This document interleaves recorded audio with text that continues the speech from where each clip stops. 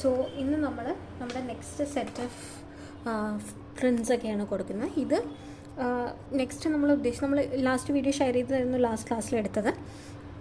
അതല്ലാതെ ഇനി കുറച്ച് set of florals and leaves പാറ്റേൺസും കൂടെ ഞാൻ ഷെയർ ചെയ്ത് തരാം.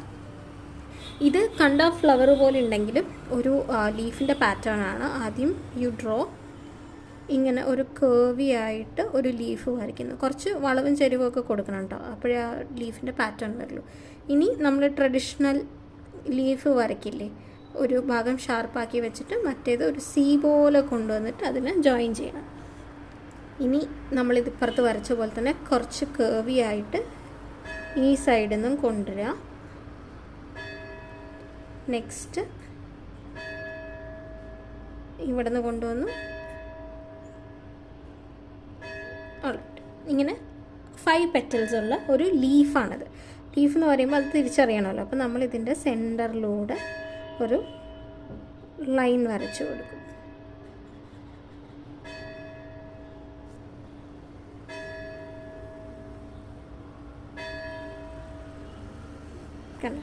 ഇനി ഇതിന് ഇത്രയും വലുതായതുകൊണ്ട് തന്നെ നമ്മളൊരു 2 ലൈൻ ഇതാണ് സ്റ്റെമ്മാണ് കൊടുക്കുന്നത്.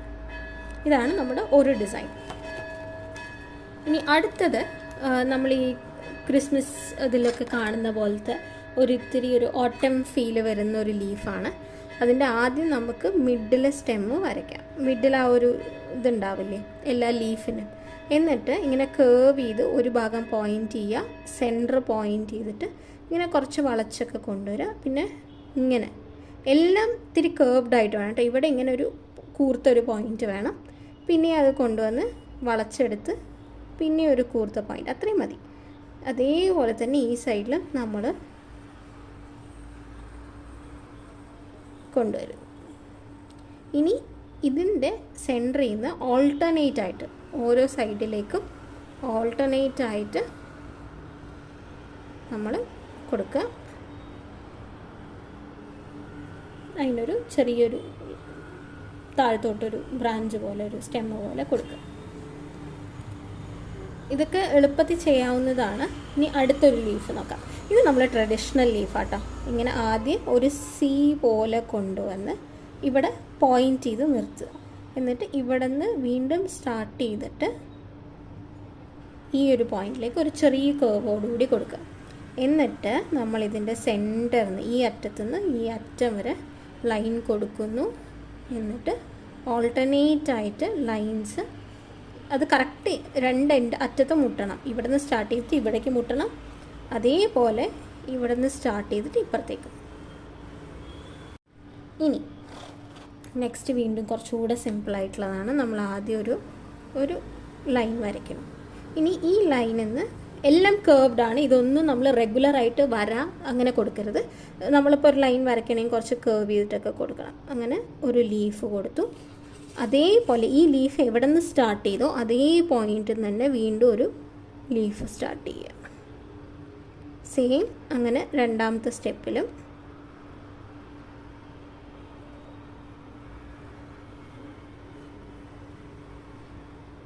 അങ്ങനെ ഒരു 3 സെറ്റ് നമുക്ക് വരയ്ക്കാം.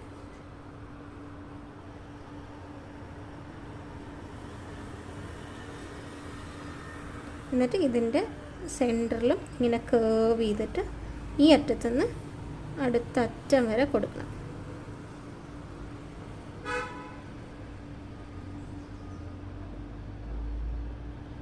കണ്ടോ? ഇത്രയേ ഉള്ളൂ. ഇതൊക്കെ നിങ്ങൾ ഇനിയും വരയ്ക്കും. നമ്മൾ പെയിൻറ്റിങ് ഇന്നും പറ്റിയ ഞാൻ നാളെ രാവിലെ മുതൽ തന്നെ പെയിൻറ്റിങ്സ് ഇട്ട് തുടങ്ങാം. അപ്പോൾ നമുക്ക് കുറച്ചുകൂടെ നന്നായി വരയ്ക്കാൻ പറ്റും. ഓക്കെ, അപ്പോൾ കുറച്ചുകൂടെ ഫണ്ണായിരിക്കും നമ്മൾ കുറേ കളേഴ്സൊക്കെ യൂസ് ചെയ്യുമ്പോൾ. ഇനി നമ്മൾ ഒരു സ്ട്രെയിറ്റ് ലൈൻ വരച്ചു. ഈ സ്ട്രെയിറ്റ് ലൈൻ വരച്ചിട്ട് ഇതിൻ്റെ ഇവിടെ 2 പോയിൻ്റ് മാർക്ക് ചെയ്യുക. പോയിൻ്റ് മാർക്ക് ചെയ്തിട്ട് ഈ പോയിൻറ്റും ഈ ലൈനിൽ ടച്ച് ചെയ്യാതെ വേണം ഇവിടെ ജോയിൻ ചെയ്യാൻ. എന്നിട്ട് ഇവിടെ ഒരു ഇങ്ങനെ ഒരു മാർക്ക്, അവിടെ നിന്ന് വീണ്ടും ഒരു കേർവ് താഴത്തേക്ക് കൊണ്ടുവരിക ഇങ്ങനെ. പിന്നെ കൊണ്ടുവന്നതിന് ശേഷം അവിടെ നിന്ന് വീണ്ടും ഇങ്ങനെ ഒരു മാർക്ക് വീണ്ടും താഴത്തേക്ക് കൊണ്ടുവരിക. നെക്സ്റ്റ് നമ്മൾ വീണ്ടും കൊണ്ടുവന്നു.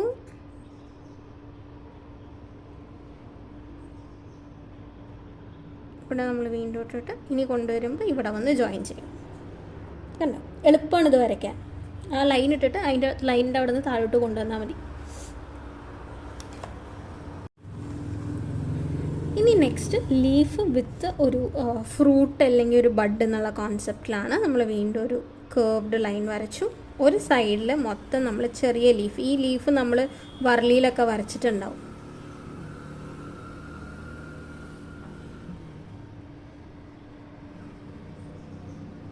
ഇപ്പോൾ ഒരു സൈഡിൽ കുറേ ലീഫുകൾ വരച്ചു. ഇനി അടുത്ത സൈഡിൽ നമ്മളിങ്ങനെ ഒരു ബഡ് വരച്ചു. ബഡ് വരയ്ക്കാൻ ഞാൻ പഠിപ്പിച്ചു തന്നിട്ടുണ്ടല്ലോ, ഒരു ഇത് വരയ്ക്കാൻ. ഇതിൻ്റെ അറ്റത്ത് ഇങ്ങനെ ചുമ്മാ ഒരു ലൈൻ കൊടുക്കുക.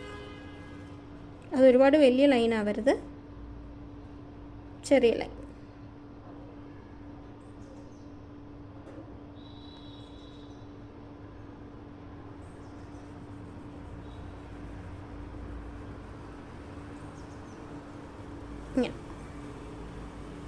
ഇതാണ് നെക്സ്റ്റ് വരുന്നത്.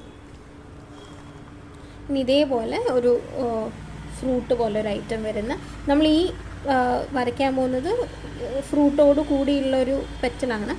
അപ്പോൾ ഇത് നമ്മൾ ഓൾറെഡി മുമ്പ് വരച്ചിട്ടുണ്ട്. ആ കേർവ് ചെയ്തിട്ട് ഇങ്ങനെ ഒരു ഈ ഷേപ്പ്ലെസ് ആയിട്ടുള്ളൊരു രൂപമാണ്, പക്ഷെ അതൊരു ഇലയുടെ ഷേപ്പിലേക്ക് വരണം. ഇങ്ങനെ ഈ ഒരു സിഗ്സാക്കായിട്ട് വരച്ചിട്ട്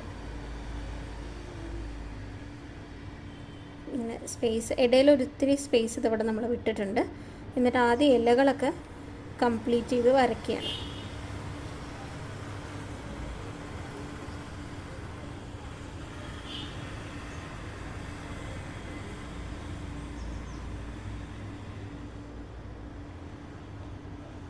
എന്നിട്ട് ഇവിടെ ഇങ്ങനെ കേർവ് ചെയ്യുക. എന്നിട്ട് ഇതുണ്ടോ, അവിടെ നമ്മളിങ്ങനെ ഇങ്ങനെ ചെക്ക് പോലെ കൊടുക്കുകയാണ്. എന്നിട്ട് നെക്സ്റ്റ് ഒരു ബഡ് കൊടുക്കും.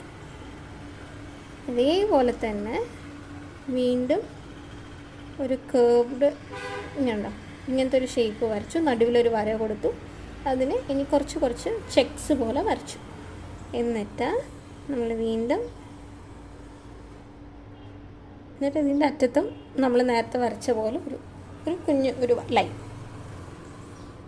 എല്ലാം നിങ്ങൾ നോർമലി ജസ്റ്റ് ഒന്ന് പ്രാക്ടീസ് ചെയ്യാനാണ് വരപ്പിക്കുന്നത്. നാളെ മുതലായിരിക്കും നമ്മൾ ശരിക്കും പെയിൻറ്റിങ്സ് ചെയ്തു തുടങ്ങുക. അപ്പോൾ ഇതിൽ പറയാത്ത കുറേ മോഡലുകൾ ഞാൻ പറഞ്ഞു തരാം. ഇതിപ്പോൾ ഓൾറെഡി നിങ്ങൾക്ക് ജസ്റ്റ് ഒന്ന് പ്രാക്ടീസ് ചെയ്യാൻ പെൻസിൽ കൊണ്ട് വരച്ച് വെച്ചിട്ടാണ് നിങ്ങൾക്ക് പറയുന്നത്. അതുകൊണ്ടാണ് എനിക്ക് കുറച്ചുകൂടെ പെട്ടെന്ന് പറഞ്ഞു പോകുന്നത് കേട്ടോ. ഇനി അടുത്തത്, ഇപ്പോൾ ഒരു കോർണറിൽ നിന്നൊരു ബ്രാഞ്ചൊക്കെ വരുന്നുണ്ട് എന്ന് വെച്ച് കഴിഞ്ഞാൽ നമുക്കിത് ഇങ്ങനെ കൊണ്ടുവരാം. ഇങ്ങനെ കൊണ്ടുവന്നിട്ട് ഈ അറ്റം ഇങ്ങനെ വരയ്ക്കാം. എന്നിട്ട് അതിന് നല്ല ഗ്യാപ്പ് കൊടുക്കണം കേട്ടോ. ഗ്യാപ്സ് ഇവിടെയൊക്കെ നല്ല ഗ്യാപ്പ് വരണം. അപ്പോൾ ഗ്യാപ്പിൽ നമ്മൾ മറ്റുള്ള ലീഫുകളെല്ലാം വരച്ചു കൊടുക്കുക. കണ്ടോ, ഇത് ഇങ്ങനെ ഓരോ കോർണറിൽ നിന്നും ഈ സൈഡിൽ നിന്ന് താഴെ നിന്ന് മുകളിലോട്ട്, മുകളിൽ നിന്ന് താഴേക്കൊക്കെ വരയ്ക്കാം. ഞാൻ ലാസ്റ്റ് നിങ്ങൾക്ക് കാണിച്ചിരുന്ന പെയിൻറ്റിങ്ങിൽ ഞാൻ ഇതുപോലത്തെ പെറ്റൽസ് ലീഫുകൾ വരച്ചിട്ടുണ്ട്. ഓൾറൈറ്റ്, നമുക്ക് അടുത്ത ഷേപ്പ്, ഫ്ലവറിൻ്റെ ഷേപ്പിലേക്ക്. ഇത് നമ്മൾ ഓൾറെഡി വരച്ചിട്ടുള്ള ഒരു മോഡലാണ്. ഇങ്ങനെ ഒരു ലൈൻ വരയ്ക്കുക, കേർവ് ചെയ്തിട്ട് ഈ ബലൂണും നമ്മുടെ വാട്ടർ ഡ്രോപ്ലെറ്റ്സ് ഒക്കെ ഇല്ലേ, അതുപോലത്തെ ഒരു ഷേപ്പ് വരയ്ക്കുക. ഇനി അതേപോലത്തെ ഷേപ്പ് പകുതിയിൽ നിന്ന് സ്റ്റാർട്ട് ചെയ്ത് എങ്ങനെ ഉണ്ടാവും, അതേപോലെ 4 എണ്ണം വരയ്ക്കുക. ഒരു സിമ്പിളായിട്ടുള്ള ഫ്ലവറായി. ഇനി ഇത് നിങ്ങൾക്ക് വല്ല ഡൂഡ്ലിങ്ങിനും ഒക്കെ ഉപയോഗിക്കാം കേട്ടോ. ഇത് ഈ പാറ്റേൺസ് പഠിക്കുന്നത് അതേപോലെ തന്നെ നമ്മൾ ഒരെണ്ണം കൂടെ വരയ്ക്കുകയാണ്. ഡ്രോപ്ലെറ്റ് പോലെ വരച്ചു. അതേ തന്നെ ഒരു 4 പെട്ടെന്ന് നിങ്ങളുടെ അടുത്തൊരു ചിത്രം വരയ്ക്കാൻ പറഞ്ഞാലൊക്കെ നിങ്ങൾക്ക് സൈഡിൽ എന്തെങ്കിലും പ്രോജക്റ്റ് അസൈൻമെൻറ്റ് ചെയ്യുന്നതിൻ്റെയൊക്കെ സൈഡിൽ എന്തെങ്കിലും ഡെക്കറേഷനൊക്കെ ചെയ്യണമെങ്കിൽ ഇങ്ങനത്തെ പാറ്റേൺസും ഇതൊക്കെ നിങ്ങൾക്ക് യൂസ് ചെയ്യാം. ഇത് ബോഹോന് മാത്രം യൂസ് ചെയ്യാൻ പറ്റുന്നതല്ല, ഇത് ഏത് പെയിൻറ്റിങ്ങിൽ വേണമെങ്കിലും നിങ്ങൾക്ക് നിങ്ങളുടേതായ രീതിയിൽ യൂസ് ചെയ്യാം. ഓൾറൈറ്റ്, ഇനി നമുക്ക് നെക്സ്റ്റ് ഒരു കുറച്ചുകൂടെ ലെങ്തിയറായിട്ടുള്ള പേജിൽ സ്പേസ് ഒക്കെ ഉണ്ടെങ്കിൽ ഇങ്ങനെ താഴത്തോട്ട് കൊണ്ടുവരാം. എന്നിട്ട് ഇങ്ങനെ നീളത്തിൽ കൊടുക്കണം കേട്ടോ. ഈ ഒരു പുല്ലൊക്കെ ഉണ്ടാവില്ലേ നമ്മൾ, അതിൻ്റെയൊക്കെ ഒരു മോഡൽ, എക്സാക്ട്ലി പുല്ലല്ല, അതിൻ്റെ ഒരു ഡിഫറെൻറ്റ് മോഡൽ എന്ന് വേണമെങ്കിൽ പറയാം.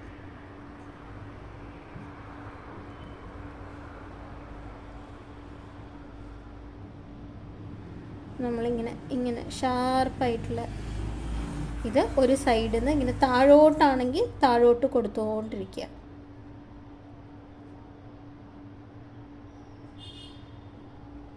കണ്ടോ, ഇവിടെ നിന്ന് എപ്പോഴും താഴത്തേക്ക് പോവാം.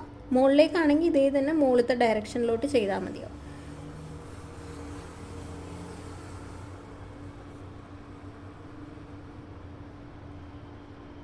ഇവിടെ എത്തുമ്പോൾ ഞാൻ ഇത്തിരി കേർവ് ചെയ്ത് കൊടുക്കുന്നുണ്ട്, കാരണം അറ്റമാണ്. അറ്റത്തിന് കുറച്ചല്ലേ കാണുകയുള്ളൂ. അപ്പം ഞാനിങ്ങനെ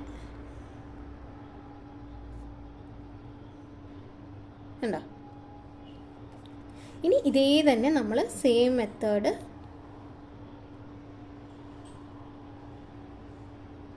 താഴത്തേക്ക് ഇപ്പുറത്തെ ഡയറക്ഷനിൽ കൊടുക്കാം. ഓർക്കുക, ഇത് നമ്മൾ വരയ്ക്കുമ്പോൾ സ്റ്റാർട്ടിങ്ങും എൻഡിങ്ങും ഒരൊറ്റ പോയിൻ്റാണ്, മൾട്ടിപ്പിൾ പോയിൻറ്റ്സ് ഇല്ല. ഇതൊരു പോയിൻറ്റ്, ഇതൊരു പോയിൻറ്റ്. എൻഡ് ചെയ്യുന്നതും സ്റ്റാർട്ട് ചെയ്യുന്നത്, ഇപ്പോൾ സ്റ്റാർട്ട് ചെയ്തു ഇവിടെ കൊണ്ടുവന്ന് അവസാനിച്ചു. ഇനി അടുത്ത ഇതിൻ്റെയും സെയിം തന്നെയാണ് സ്റ്റാർട്ടിങ് പോയിൻറ്റും എൻഡിങ് പോയിൻറ്റും.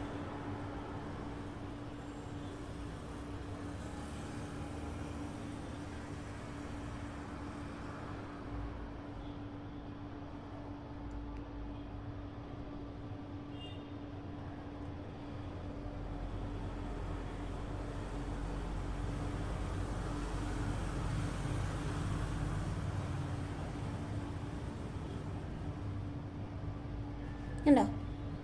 അപ്പോൾ നമ്മൾ ഈ പാടത്തൊക്കെ കാണും ഇങ്ങനത്തെ, അല്ലെങ്കിൽ റോഡിൻ്റെ സൈഡിലൊക്കെ ഇങ്ങനത്തെ ടൈപ്പ് കാണും. അതിനെയൊക്കെ നമ്മൾ കുറച്ചും കൂടെ മോഡേണൈസ് ചെയ്ത് വരയ്ക്കുന്നേ ഉള്ളൂ. ഇത് സിമ്പിളായിട്ട് വരയ്ക്കാൻ പറ്റുന്നതാണ് കേട്ടോ. അപ്പോൾ നമ്മൾ ഇതാ ഇങ്ങനെ ഒരു കേവ് വരച്ചു കൊടുത്തു. കേവ് വരച്ചിട്ട് അതിൻ്റെ അറ്റത്ത് ഒരു വാട്ടർ ഡ്രോപ്ലെറ്റ്സ്. ഇതിനെ ഞാൻ ഡ്രോപ്ലെറ്റ് എന്നുള്ള പേരിലാണ് പറയണേ. ഇനി അതന്നെ നമുക്ക് ഇതുണ്ട് ഇങ്ങനെ റിബൺ പോലെ. ഇതും സ്റ്റാർട്ടിങ് പോയിൻറ്റും എൻഡിങ് പോയിൻറ്റും ഒരേ പോയിൻ്റാണ് രണ്ട് സൈഡിലും. ഇപ്പോൾ ഈ പോയിൻ്റിൽ നിന്ന് സ്റ്റാർട്ട് ചെയ്തു, ഈ പോയിൻറ്റിൽ തന്നെ കൊണ്ടുവന്ന് അവസാനിച്ചു. സെയിം ഇപ്പുറത്തെ സൈഡിലും. അല്ല, ഇത് നമ്മൾ അറ്റം വരെ കൊടുക്കില്ല, ഒരു മിഡ് എത്തുമ്പോൾ നമ്മൾ നിർത്തും. ഇങ്ങനത്തെ ഡിസൈൻ. പിന്നെ അടുത്തതും ഇപ്പുറത്തെ സൈഡിൽ നിന്ന് നമ്മളിങ്ങനെ കൊണ്ടുവരുന്നു, ടിപ്പ് കൊണ്ടുവന്നു.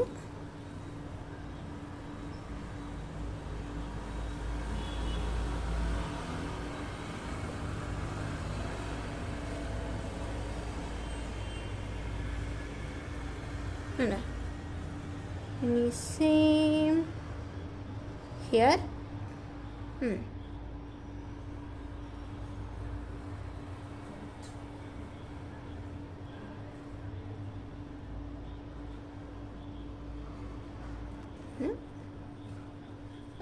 ഈ ഒരു പോയിൻ്റ് എത്തുമ്പോഴത്തേക്കും നമ്മൾ നിർത്തും.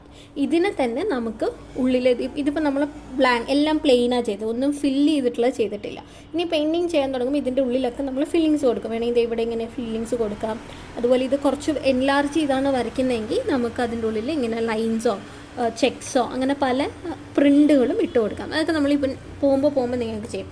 ഞാനിങ്ങനെ ഫസ്റ്റ് നമ്മൾ വരലിയിൽ ഇങ്ങനെ ഓരോരോ പോയിൻ്റായിട്ട് പഠിച്ചെങ്കിലും ഇനിയുള്ളത് ജസ്റ്റ് ഒന്ന് ബ്രഷ് ചെയ്ത് പോവുകയുള്ളൂ. ഈ പല പെയിൻറ്റിങ്ങിന് ഇതുപോലെ ഇൻട്രൊഡക്ഷൻ ഇതുപോലത്തെ സെഷൻസ് വരും. അപ്പോൾ ഈ സെഷൻസ് ഞാൻ ജസ്റ്റ് 1-2 ക്ലാസ്സിൽ കംപ്ലീറ്റ് ചെയ്തിട്ട് ബാക്കി നമ്മൾ പെയിൻറ്റിങ്ങിലോട്ട് പോകുമ്പോൾ കൂടുതൽ പഠിക്കുമ്പോൾ കൂടുതൽ വേരിയൻസ് നിങ്ങൾക്ക് മനസ്സിലാവും.